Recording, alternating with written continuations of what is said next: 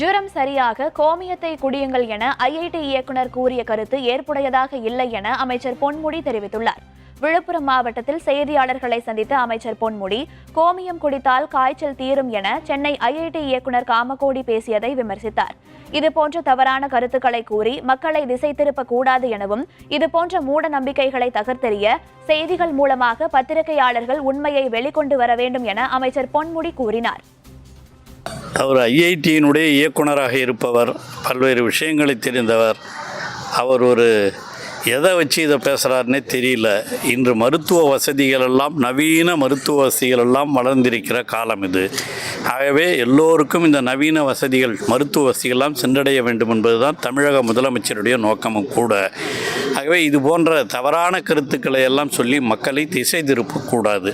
அந்த காலத்தில் கோமியம்னு சொல்லுவாங்க.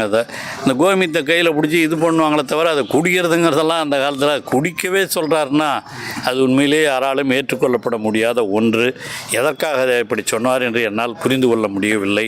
அதை போய் குடிங்கன்னு சொல்கிறத நான் இப்போ தான் பார்க்குறேன். அது எந்த அளவிற்கு அவர் எதனா பண்ணியிருப்பாரோ, அவர் தானே அதான் சாப்பிட்றாருன்னு நினைக்கிறேன். சாப்பிட்டு நல்லா இருக்கட்டும், நல்லது அவருக்கு.